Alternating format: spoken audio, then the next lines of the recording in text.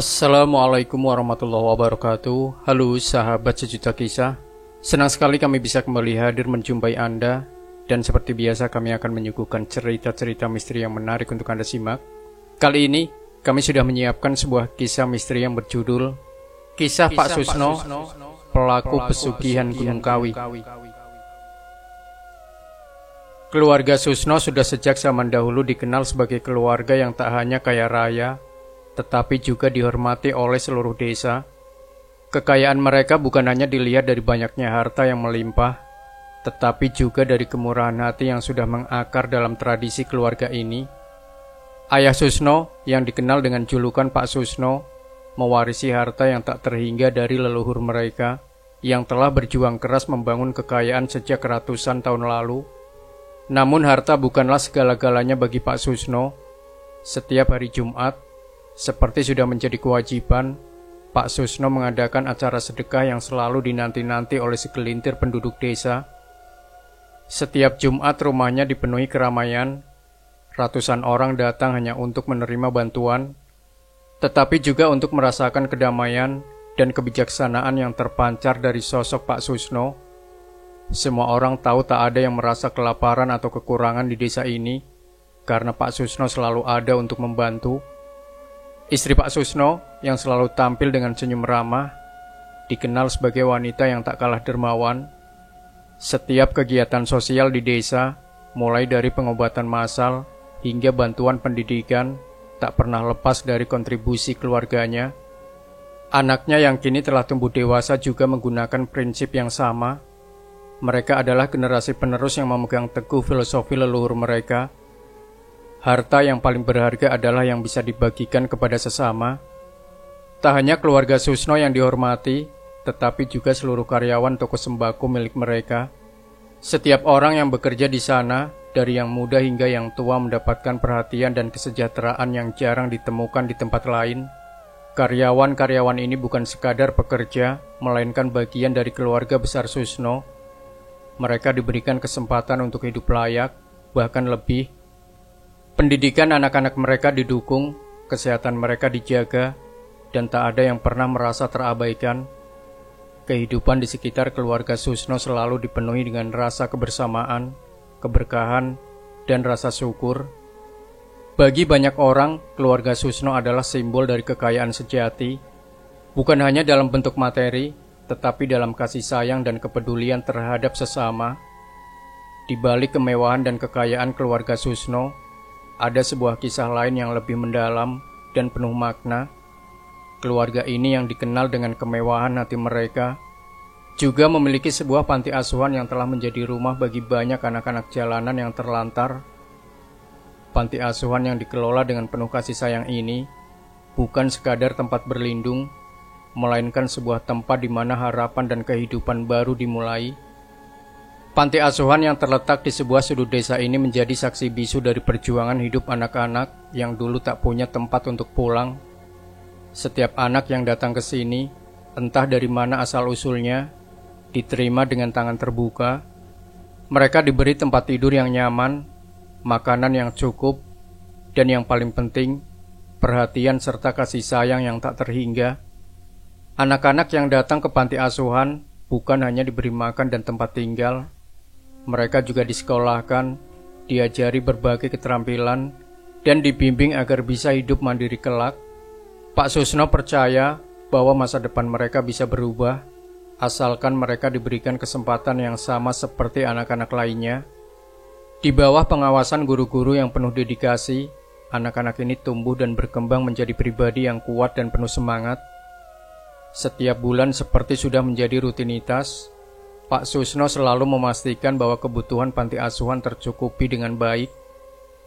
Dengan tangan tangguh dan penuh rasa tanggung jawab, anak buahnya yang setia akan mengantarkan bahan sembako yang melimpah ke panti asuhan. Beras, minyak, gula, susu, dan segala macam kebutuhan pokok lainnya selalu ada di sana, tanpa pernah ada yang kurang. Semua itu bukan hanya sekadar pemberian, tetapi juga sebuah simbol dari perhatian dan kasih yang tulus. Pak Susno selalu mengingatkan anak buahnya, apa yang kita beri hari ini adalah masa depan mereka yang lebih baik. Itulah prinsip yang membimbing setiap tindakan mereka.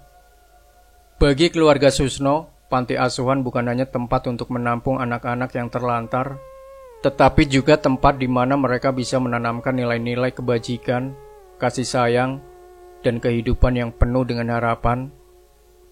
Bilal adalah pemuda santri yang baru saja menyelesaikan pendidikannya di pesantren.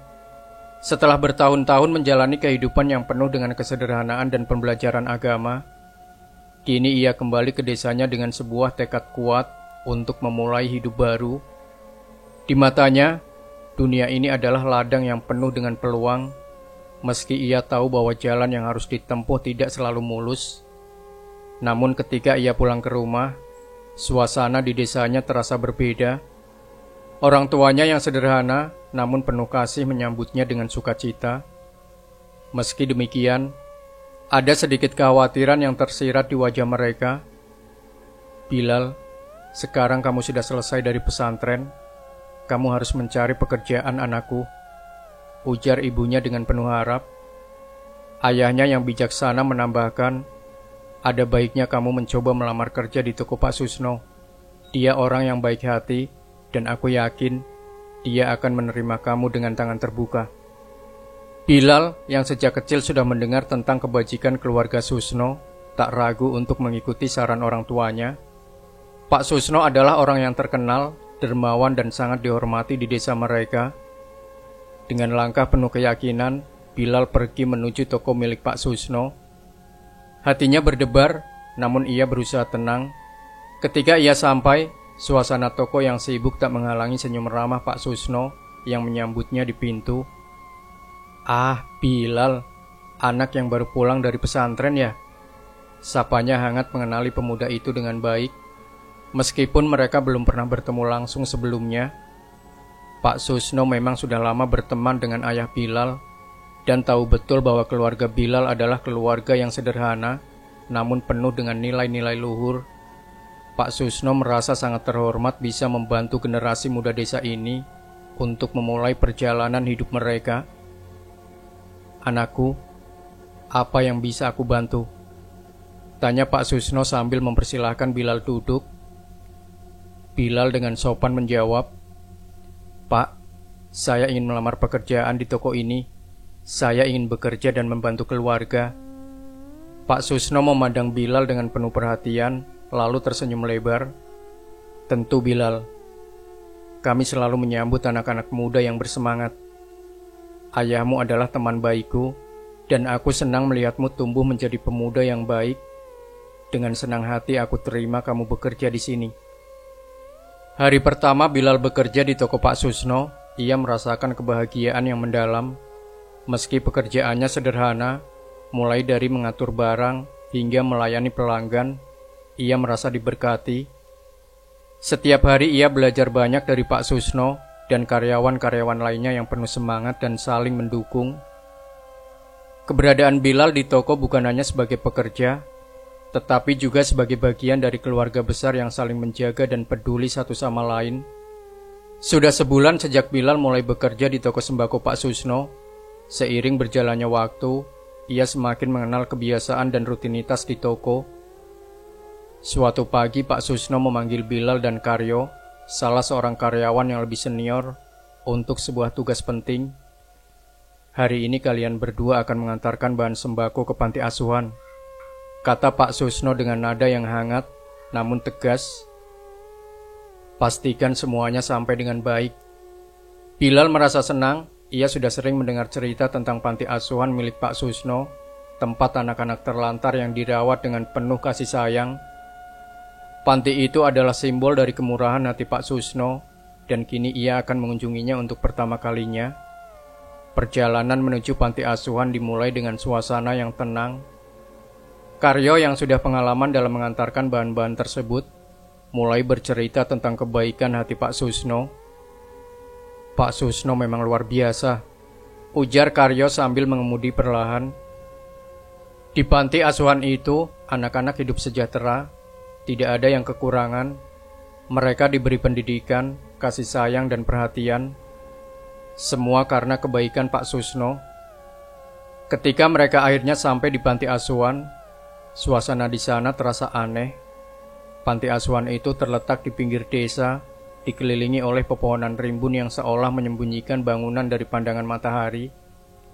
Begitu mereka melangkah masuk, hawa di dalam panti terasa lebih dingin dari yang ia bayangkan, meskipun cuaca di luar cukup terik. Bilal mengerutkan keningnya, merasakan perbedaan itu. Hawa di dalam panti itu seolah membawa ketegangan yang tak terungkapkan. Mereka disambut oleh seorang pria paruh baya yang tampaknya adalah kepala pengurus panti asuhan. Pria itu meskipun tersenyum, terlihat canggung dan agak terburu-buru. "Selamat datang," katanya dengan suara datar, lalu segera mempersilahkan mereka masuk. Di dalam, Bilal melihat anak-anak yang tampak sangat berbeda dari yang ia bayangkan. Mereka semua terlihat murung, mata mereka kosong, dan meskipun beberapa anak mencoba tersenyum, ekspresi itu tampak dipaksakan. Tidak ada tawa ceria, tidak ada kebahagiaan yang terasa.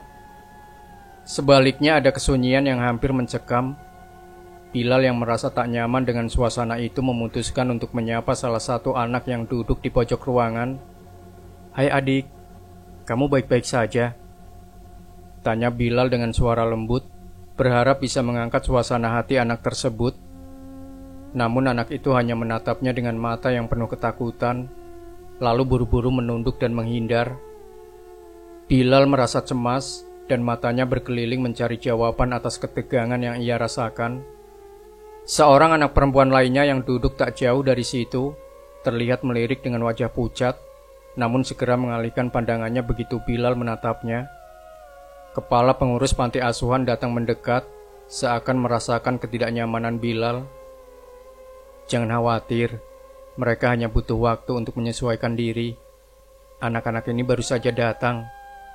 Beberapa dari mereka datang dari latar belakang yang sangat buruk," ujarnya mencoba memberikan penjelasan. "Anak itu yang kamu sapa tadi adalah anak yang baru saja kami terima. Ia sering dianiaya oleh ibu tirinya. Hatinya masih terluka." Bilal merasa hatinya serasa tercekat mendengar penuturan itu. Namun di balik rasa kasihan yang ia rasakan, ada perasaan lain yang mulai timbul. Ada sesuatu yang terasa tidak beres di panti ini. Mengapa anak-anak tampak begitu takut? Mengapa mereka begitu murung, meskipun mereka tampaknya mendapatkan perawatan yang baik? Setelah menyelesaikan tugas mengantarkan sembako, Bilal dan Karyo melanjutkan perjalanan pulang. Sepanjang perjalanan, pikiran Bilal terus terbayang pada anak-anak di panti asuhan. "Karyo," ujar Bilal perlahan, "panti asuhan itu terasa aneh. Aku gak bisa menjelaskan, tapi ada yang tidak beres di sana." Karyo menoleh sejenak, namun ekspresinya tetap datar. "Itu hanya perasaanmu saja, Bilal. Panti asuhan itu memang sedikit berbeda, tapi Pak Susno selalu memastikan semuanya berjalan dengan baik. Mungkin anak-anak itu hanya butuh untuk beradaptasi." Namun, Bilal tidak bisa menepis perasaan aneh yang terus mengganggunya. Sesuatu di dalam panti asuhan itu terasa tidak seperti yang ia bayangkan. Ada misteri yang tersembunyi, dan entah mengapa ia merasa bahwa kunjungannya ke panti asuhan baru saja membuka sebuah pintu yang belum siap untuk ia masuki. Setelah hari yang melelahkan di toko Pak Susno, Bilal pulang dengan langkah pelan, merasa tubuhnya teramat lelah. Toko hari itu begitu sibuk, barang-barang baru terus berdatangan, dan pelanggan pun tak henti-hentinya datang. Namun, meski tubuhnya penat, pikirannya tetap terganggu oleh apa yang ia alami di panti asuhan. Suasana itu terus menghantuinya, seperti bayangan yang tak bisa ia singkirkan, meskipun ia berusaha keras untuk melupakan. Sesampainya di rumah, Bilal langsung merebahkan tubuhnya di atas kasur. Mata yang terpejam tak kunjung membawa tidur. Di balik kelopak matanya yang tertutup rapat, wajah-wajah anak-anak panti asuhan itu muncul bersama dengan rasa cemas yang tak dapat ia jelaskan. Wajah-wajah yang penuh ketakutan, seolah ada sesuatu yang mengintai di balik tembok-tembok. Seolah ada sesuatu yang mengintai di balik tembok-tembok panti asuhan itu. Bahkan kepala pengurus panti pun nampak seperti menyembunyikan sesuatu. Seperti ada rahasia gelap yang tak boleh diketahui orang luar. Bilal tidak tahu mengapa, tetapi hatinya tak bisa tenang.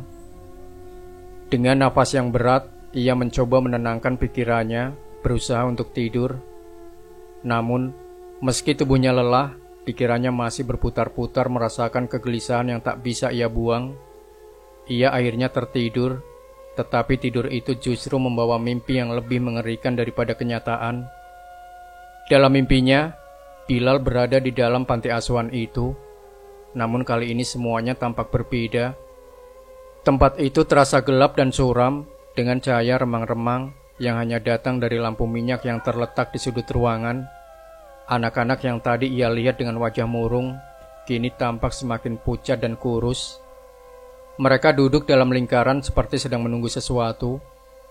Tiba-tiba, sebuah suara lirih terdengar di telinga Bilal, suara yang seakan berasal dari dalam dinding panti asuhan. "Bantu kami." Suara itu terdengar lemah, hampir tak terdengar, namun cukup jelas untuk membuat tubuh Bilal terlonjak dalam mimpi. Bilal berlari, mencoba mencari sumber suara itu. Namun semakin ia berlari, semakin gelap dan sunyi tempat itu. Di ujung koridor, ia melihat sosok kepala pengurus panti asuhan berdiri membelakanginya. Ketika Bilal mendekat dan memanggilnya, sosok itu berbalik, tetapi wajahnya berubah menjadi gelap. Wajahnya terdistorsi seperti wajah yang tak lagi manusiawi. Sosok itu menggerakkan bibirnya, tetapi suara yang keluar bukanlah suara manusia, melainkan suara berbisik yang menyeramkan. "Mereka tak akan pernah bebas," bisik sosok itu. Suaranya penuh dengan keputusasaan yang dalam. Bilal terbangun dengan jantung berdebar kencang. Keringat dingin mengalir di dahinya, dan tubuhnya terasa gemetar. Ia tercekat, seakan baru saja keluar dari mimpi buruk yang tak terbayangkan. Panti asuhan itu, atau lebih tepatnya suasana yang ia rasakan di sana, masih membekas kuat dalam benaknya. Apakah itu hanya mimpi, atau ada sesuatu yang memang salah di sana? Bilal tak bisa menepis perasaan bahwa ada sesuatu yang mengerikan tersembunyi di balik ketenangan yang tampak di panti asuhan milik Pak Susno. Hari-hari setelah terbangun dari mimpi yang masih menghantui, Bilal berusaha melupakan ketegangan yang ia rasakan selama beberapa hari terakhir. Ia tahu bahwa pikirannya sedang kacau, dan ia mencoba untuk fokus pada pekerjaan di toko Pak Susno. Namun, meskipun ia sibuk melayani pelanggan dan membantu mengatur barang, bayangan tentang panti asuhan itu terus mengganggu, terutama wajah anak-anak yang ketakutan dan suara misterius yang ia dengar dalam mimpi. Rasa penasaran itu semakin memuncak, dan ia merasa seperti ada sesuatu yang harus ia ungkapkan. Walaupun begitu, Bilal tetap merasa ada yang salah. Ia mencoba untuk menenangkan dirinya dan memutuskan untuk tidak terlalu memikirkan hal itu lagi. Tetapi rasa penasaran itu terus membayanginya, seperti bayangan yang sulit disingkirkan. Beberapa minggu berlalu, dan meskipun Bilal berusaha untuk melupakan, hatinya masih dipenuhi dengan rasa cemas yang tak terjelaskan. Namun, pekerjaan di toko terus berjalan, dan Pak Susno kembali memberikan tugas untuk mengantarkan sembako ke panti asuhan. Kali ini Bilal pergi bersama Karyo, meskipun perasaan gelisah itu tak bisa ia pungkiri. Ia berusaha meyakinkan dirinya bahwa panti asuhan itu aman, seperti yang dikatakan semua orang.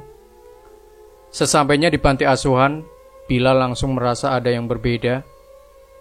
Tempat itu masih tampak sama, bangunan yang besar dengan taman yang terawat, namun ada kekosongan yang terasa lebih dalam.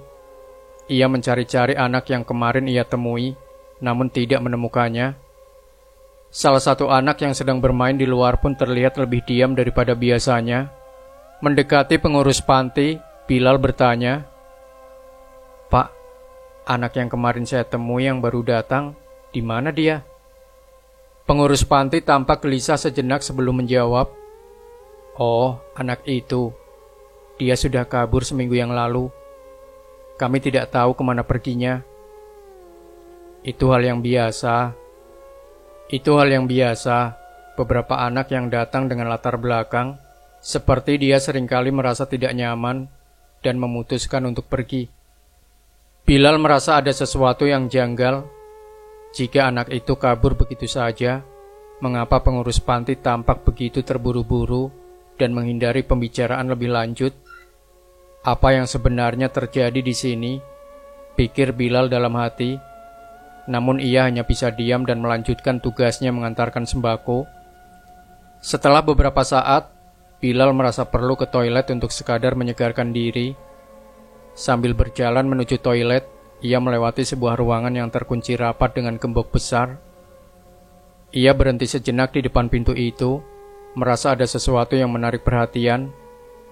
Pintu itu tampak tua, dengan cat yang mulai mengelupas dan tembok yang mengkilap seperti baru dipasang. Ada rasa aneh yang menggelayuti perasaannya saat ia berdiri di depan pintu itu. Seperti ada sesuatu yang tersembunyi di balik pintu itu, sesuatu yang tidak boleh diketahui oleh orang luar. Tiba-tiba suara langkah kaki dari belakang membuatnya terkejut. Seorang anak perempuan yang tampaknya lebih tua dari anak-anak lainnya berjalan mendekat dan menghampirinya. Wajahnya tampak cemas dan matanya memancarkan ketakutan yang sulit disembunyikan. "Jangan dekati ruangan itu," kata anak itu dengan suara pelan, hampir berbisik. "Ada sesuatu yang buruk di dalamnya.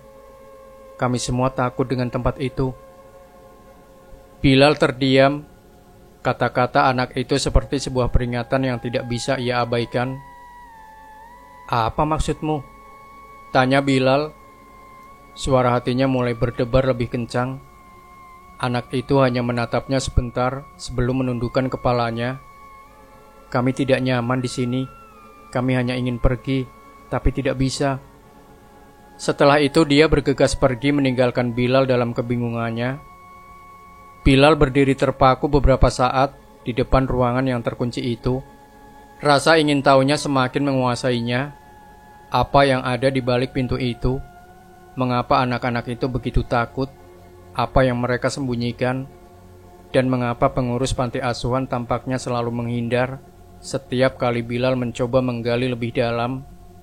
Dengan hati yang penuh pertanyaan, Bilal kembali ke tempat Karyo dan menyelesaikan tugas mereka. Namun pikirannya tidak bisa lepas dari kejadian-kejadian aneh yang baru saja ia alami. Semua yang ia lihat dan dengar tadi membuatnya semakin yakin bahwa ada sesuatu yang sangat kelam yang tersembunyi di panti asuhan itu. Ia tidak bisa lagi menutup mata terhadap kenyataan ini. Rasa penasaran yang semakin mendalam membuatnya merasa seperti ada misteri yang harus ia ungkapkan. Meskipun itu bisa berbahaya. Saat perjalanan pulang, Bilal tidak bisa berhenti berpikir tentang ruangan yang digembok itu, tentang anak yang kabur, dan tentang kata-kata anak perempuan tadi. Ada sesuatu yang tak beres di panti asuhan milik Pak Susno. Dan Bilal tahu, ia harus mencari tahu lebih banyak, meskipun ia harus melangkah lebih jauh ke dalam kegelapan yang mengintai. Pagi itu matahari belum sepenuhnya terbit, namun Bilal sudah terjaga. Hari itu adalah hari liburnya dari bekerja di toko Pak Susno, dan meskipun ia merasa sedikit lega dengan tidak adanya kewajiban yang mendesak, pikirannya masih terus dihantui oleh misteri di panti asuhan. Keinginan untuk mengetahui lebih banyak, untuk menggali lebih dalam semakin kuat dalam dirinya. Sambil duduk di meja makan, Bilal mulai bercerita pada ayahnya yang sedang menikmati secangkir kopi. "Ayah, ada yang aneh di panti asuhan Pak Susno," kata Bilal dengan hati-hati, mencoba memulai percakapan. "Waktu aku mengantarkan sembako ke sana kemarin, ada beberapa hal yang membuatku curiga. Anak-anak di sana terlihat sangat takut, dan ada satu ruangan yang terkunci dengan gembok. Aku juga berbicara dengan salah satu anak, dan dia bilang ada sesuatu yang buruk di dalam panti itu." Ayah Bilal mendengarkan dengan seksama, namun ekspresinya tetap datar. "Bilal, sudah cukup. Panti asuhan itu baik-baik saja, dan selama ini kami tidak pernah mendengar kejadian apapun yang aneh di sana.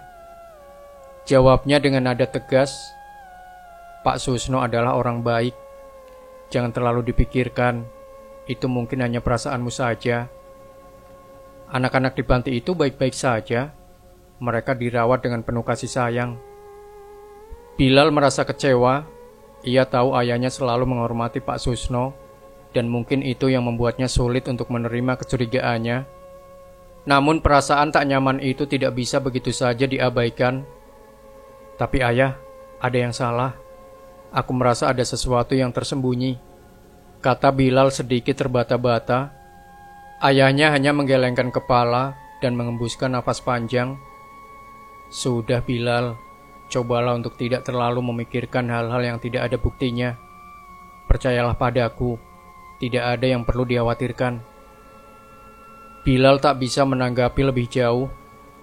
Ayahnya jelas tidak percaya, dan ia tahu bahwa jika ia ingin mendapatkan jawaban, ia harus menemukannya sendiri. Setelah selesai sarapan, ia memutuskan untuk pergi mengunjungi panti asuhan lagi. Kali ini dengan niat untuk menyelidikinya lebih dalam. Sesampainya di dekat gerbang panti asuhan, Bilal merasa cemas. Namun tekadnya untuk mencari tahu lebih banyak, lebih kuat daripada rasa takutnya. Ia melihat ke sekeliling dan memastikan tak ada yang melihat. Namun begitu ia mendekat pintu gerbang, matanya tertuju pada sesuatu yang membuat jantungnya berdegup kencang.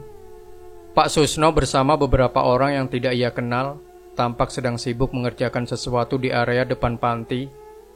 Mereka terlihat sedang membongkar beberapa bagian bangunan dan membawa beberapa barang besar yang tampaknya tidak biasa. Beberapa dari mereka terlihat serius dan terburu-buru, seolah ada sesuatu yang harus diselesaikan dengan cepat. Bilal merasa cemas dan bingung. Mengapa Pak Susno ada di sana, di luar jam kerja bersama orang-orang yang tampaknya sedang mengerjakan sesuatu yang tidak bisa ia pahami? Apa yang sedang terjadi di balik panti asuhan itu? Rasa penasaran menguasainya, tetapi ia juga merasa takut jika ketahuan sedang menyelidiki. Jika Pak Susno mengetahui bahwa ia datang untuk mencari tahu lebih banyak, mungkin semuanya akan berakhir buruk. Dengan hati-hati Bilal memutuskan untuk bersembunyi di balik sebuah pohon besar yang tumbuh di dekat gerbang.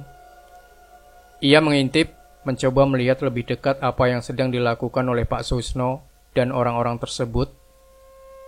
Dari tempat persembunyiannya, Bilal bisa melihat mereka sedang memindahkan beberapa benda besar seperti kayu dan karung-karung berisi sesuatu yang tampak berat. Tidak ada suara percakapan yang jelas, hanya suara gesekan kayu dan langkah kaki yang terburu-buru. Namun ada sesuatu yang mencurigakan dari cara mereka bekerja, seperti ada sesuatu yang sedang disembunyikan, sesuatu yang tidak boleh diketahui oleh orang lain. Bilal mengerutkan keningnya. Apa yang sedang mereka sembunyikan? Mengapa Pak Susno terlihat begitu gelisah dan sibuk dengan pekerjaan ini? Tidak ada yang bisa ia lihat dengan jelas, karena segala sesuatu dilakukan dengan cepat dan hati-hati, seolah mereka tidak ingin ada yang tahu. Setelah beberapa lama, orang-orang itu akhirnya masuk kembali ke dalam panti asuhan, dan Pak Susno ikut bersama mereka. Bilal menunggu beberapa saat, memastikan bahwa mereka benar-benar sudah masuk. Lalu ia perlahan-lahan keluar dari persembunyiannya. Bilal berdiri sejenak, menatap panti asuhan yang tampak tenang dari luar. Tetapi di dalam sana, ia merasa ada sebuah rahasia gelap yang tersembunyi rapat-rapat. Mungkinkah Pak Susno, orang yang selama ini ia hormati, terlibat dalam sesuatu yang lebih buruk daripada yang ia bayangkan? Malam semakin larut, dan suasana sekitar panti asuhan terlihat tenang. Tidak ada suara langkah kaki atau aktivitas yang tampak dari luar. Hanya desiran angin yang menggerakkan daun-daun di pohon. Namun bagi Bilal, ketenangan itu hanya menambah kegelisahannya. Sejak sore tadi ia terus memantau panti asuhan dari kejauhan, berharap menemukan sesuatu yang bisa menjelaskan segala keganjilan yang ia rasakan. Namun Pak Susno tidak keluar dari panti sama sekali. Suasana di sekitar panti asuhan terasa begitu sunyi. seperti ada sesuatu yang sedang disembunyikan rapat-rapat. Setelah menunggu berjam-jam, rasa penasaran Bilal membuncah. Ia tahu saatnya telah tiba untuk mengambil langkah berani. Jika ia ingin mengungkapkan apa yang terjadi di dalam panti asuhan itu, ia harus masuk. Diam-diam, dengan hati berdebar, Bilal menyelinap mendekat gerbang utama panti asuhan, memeriksa sekeliling untuk memastikan tidak ada yang melihat. Malam yang gelap membuatnya lebih mudah bergerak tanpa terdeteksi. Ia menuju ke sisi bangunan yang lebih sepi. Tempat ia tahu ada beberapa pintu samping yang jarang digunakan. Setelah memastikan pintu itu tidak terkunci, Bilal membuka pintu dengan hati-hati, berusaha tidak menimbulkan suara. Setiap langkah yang ia ambil terasa berat, jantungnya berdebar kencang. Namun rasa penasaran itu jauh lebih kuat. Ia bergerak menyusuri lorong gelap, berusaha mencari petunjuk lebih lanjut, hingga akhirnya langkahnya terhenti di depan pintu yang sudah ia lihat sebelumnya. Pintu yang digembok rapat. Namun kali ini pintu itu tidak digembok. Bilal menahan nafas, mencoba untuk mendengarkan suara apapun yang datang dari dalam. Suasana di sekitar ruangan itu terasa aneh. Suara berbisik samar-samar datang dari dalam, membuat tubuh Bilal merinding. Tiba-tiba ia mendengar suara tangisan, suara anak kecil yang meminta tolong dengan suara tertahan. "Tolong, tolong, aku tidak mau, lepaskan aku." Rasa ngeri langsung menyelimuti Bilal. Dengan cepat ia mencoba mencari cara untuk melihat ke dalam ruangan. Satu-satunya cara untuk mengintip adalah melalui ventilasi kecil di atas pintu yang tinggi. Bilal merasa terjebak karena ia tidak bisa menjangkau ventilasi itu dengan mudah. Namun ia tidak punya pilihan lain. Dengan tangan gemetar ia mengeluarkan handphone dari sakunya dan mencoba untuk merekam melalui celah ventilasi. Video itu tampak goyang karena tangan Bilal yang gemetar. Namun ia tetap memaksakan diri untuk merekam, berusaha menangkap setiap suara dan gerakan yang ada di dalam. Suara tangisan anak itu semakin keras, memanggil-manggil dalam kepanikan. "Tolong, tolong, jangan." Suara itu terdengar jelas, semakin mendalam, seolah anak itu sedang mengalami sesuatu yang mengerikan. Tiba-tiba suara itu berhenti, seperti ada sesuatu yang menutup mulutnya, atau sesuatu yang lebih buruk terjadi. Bilal merasakan perasaan ngeri yang begitu kuat menguasainya, namun ia tidak bisa menunggu lebih lama lagi. Ia tahu ia harus segera pergi sebelum tertangkap. Dengan cepat ia menyembunyikan handphonenya dan bergegas keluar, berlari menyusuri lorong gelap panti asuhan itu, mencari pintu keluar. Setelah keluar dari panti asuhan, Bilal terasa tubuhnya lemas, jantungnya masih berdegup keras. Ia berjalan dengan langkah ragu-ragu, berpikir untuk pulang segera. Namun sesuatu membuatnya berhenti. Ia merasa tidak bisa melupakan apa yang baru saja ia saksikan. Ia merasa harus melihat hasil rekaman itu, memastikan apakah ia benar-benar melihat apa yang ia kira. Setelah beberapa menit berjalan, Bilal berhenti di sebuah warung kopi kecil di pinggir jalan. Lampu kuning yang remang-remang memberikan suasana yang tidak begitu cerah, namun cukup untuk membuatnya duduk dan membuka handphonenya. Dengan tangan gemetar Bilal memutar rekaman itu. Ketika video itu mulai diputar, mata Bilal terbelalak. Dalam rekaman, ia bisa melihat jelas apa yang terjadi di balik pintu yang terkunci itu. Ruangan itu bukanlah ruangan biasa. Di dalamnya terdapat simbol-simbol aneh yang terpampang di dinding, serta cahaya lilin yang redup menyinari sekeliling. Di tengah ruangan ada sebuah meja besar yang penuh benda-benda ritual, piring-piring kosong, kain-kain yang tampaknya telah usang, dan bahkan beberapa benda yang tampak seperti alat-alat pemujaan. Namun yang paling mengejutkan, di sudut ruangan ia melihat sosok Pak Susno berdiri di depan seorang anak kecil yang terikat di meja itu. Tubuhnya terkulai lemah, tanpa bisa menahan diri. Bilal hampir muntah ketika menyaksikan Pak Susno mengambil sebuah pisau besar dari meja dan dengan tenang memotong kepala anak itu hingga terpisah dari tubuhnya. Suara jeritan anak itu terdengar jelas dalam rekaman, meskipun terlihat Pak Susno berusaha menutupi mulutnya dengan kain. Bibir Bilal bergetar dan ia hampir tidak bisa mengendalikan diri. Apa yang harus ia lakukan sekarang? Semua yang ia lihat di video itu terlalu mengerikan untuk dipercaya. Namun ia tahu satu hal yang pasti, Pak Susno bukanlah orang yang selama ini ia pikirkan.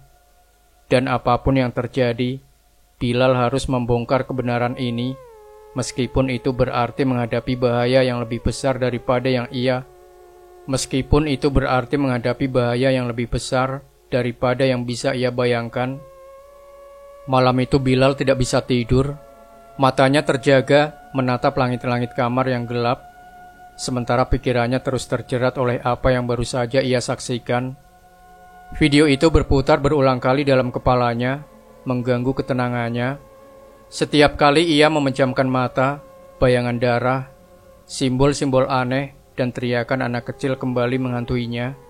Ia tidak bisa membiarkan kejadian itu terpendam begitu saja, tapi juga tidak tahu bagaimana harus menghadapinya. Bilal ragu, ia tidak bisa memberitahukan ayahnya. Bagaimana mungkin ia bisa menyampaikan kenyataan yang begitu mengerikan? Ia takut ayahnya akan jatuh sakit, bahkan mengalami serangan jantung mendengar apa yang telah terjadi. Tetapi semakin ia berpikir, semakin ia merasa bahwa ia harus bertindak. Keputusannya bulat. Pagi-pagi sekali Bilal memutuskan untuk membawa bukti itu ke kantor polisi. Ia tak tahu apa yang akan terjadi setelah itu, tapi satu hal yang pasti, ia harus membawa kebenaran ini ke dunia luar. Jika Pak Susno dan kekuatan gelap itu tetap ada, akan ada lebih banyak korban yang jatuh. Setibanya di kantor polisi terdekat, Bilal langsung menuju ke meja petugas yang tampak terkejut melihat kedatangannya. Wajah Bilal pucat, namun matanya penuh tekad. Ia mengeluarkan handphonenya dan memperlihatkan rekaman video tersebut kepada polisi. Tak ada kata-kata yang keluar dari mulutnya. Polisi yang melihat rekaman itu pun terkejut, seakan tidak percaya dengan apa yang mereka saksikan. Beberapa dari mereka tampak gelisah, berbisik di antara mereka, sementara yang lain langsung menghubungi atasan mereka. Akhirnya setelah beberapa saat, polisi mengkonfirmasi bahwa mereka harus segera bertindak. Bilal bersama beberapa petugas kepolisian akan pergi ke panti asuhan itu untuk menyelidiki lebih lanjut. Hati Bilal berdebar keras, tapi ia tahu ini adalah langkah yang tak bisa ditarik kembali. Ia harus tahu apa yang sebenarnya terjadi, dan ia memastikan agar Pak Susno tidak bisa melanjutkan kegelapan ini. Setibanya di panti asuhan, suasana yang tadinya terasa tenang, kini berubah mencekam. Ketegangan begitu terasa, terutama ketika Bilal melihat Pak Susno berdiri di depan pintu panti asuhan, tersenyum lebar seolah menyambut kedatangan mereka. Senyuman itu mengandung sesuatu yang menyeramkan, sesuatu yang tidak bisa dijelaskan dengan kata-kata. Pak Susno tampak tidak terkejut sama sekali, seolah sudah menunggu. Polisi menunjukkan video bukti yang dipegang Bilal, dan dengan tegas meminta Pak Susno untuk membuka pintu ruangan yang dimaksud. Pak Susno, kami butuh Anda menunjukkan ruangan itu. Jangan coba untuk berkelit, kata salah satu polisi dengan suara keras, mencoba menjaga ketegasan. Pak Susno hanya tersenyum tipis, lalu berbalik tanpa berkata-kata.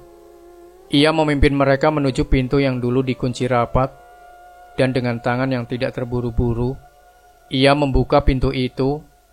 Begitu pintu terbuka, aroma amis yang menyengat langsung menyeruak keluar, yang membuat Bilal hampir muntah. Darah segar masih menggenang di lantai, namun tidak terlihat jenazah dari anak kecil yang semalam dipenggal oleh Pak Susno. Bilal berdiri terpaku, matanya tertumbuk pada pemandangan yang mengerikan. Pak Susno berdiri di belakangnya, menatap Bilal dengan mata yang penuh ketegasan. Ini adalah tempat di mana semua kekayaan itu berasal, Bilal, kata Pak Susno, suaranya tenang namun menakutkan. Setiap bulan aku harus memberikan tumbal untuk jin Gunung Kawi. Ini adalah cara leluhurku menjaga pesugihan ini selama puluhan tahun. Dan sekarang, sayangnya kau akan menjadi tumbal istimewa untuk jin Gunung Kawi. Bilal merasa seluruh tubuhnya membeku mendengar ucapan dari Pak Susno. Saat Bilal berbalik, seketika salah satu polisi langsung melepaskan tembakan tepat di kepala Bilal. Tubuh Bilal jatuh ke lantai dengan darah yang mengalir dari luka tembakan tersebut. Pak Susno berdiri di dekat tubuh Bilal yang tergeletak tak bernyawa. "Sayang sekali Bilal," katanya dengan suara dingin. "Kau terlalu mengurusi hal yang bukan tugasmu." Setelah Bilal tewas, Pak Susno memberi perintah kepada para polisi yang ada di sana, "Habisi semua keluarganya." Katanya dengan nada datar, "Tak ada yang boleh tahu apa yang telah terjadi di sini." Polisi mengikuti perintahnya tanpa ragu. Malamnya mereka langsung pergi ke rumah keluarga Bilal dan membantai semua anggota keluarga Bilal. Untuk menghilangkan jejak, mereka lalu membakar rumah keluarga Bilal untuk membuat kematian mereka semua akibat kebakaran. Keesokan paginya, Pak Susno berdiri di depan rumah keluarga Bilal, memastikan bahwa mereka semua telah menjadi abu. Demikian sahabat sejuta kisah, jangan lupa tinggalkan komentar Anda, like, share video ini, subscribe channel Sejuta Kisah, dan kembali nantikan cerita-cerita misteri terbaru dari kami. Wassalamualaikum warahmatullahi wabarakatuh.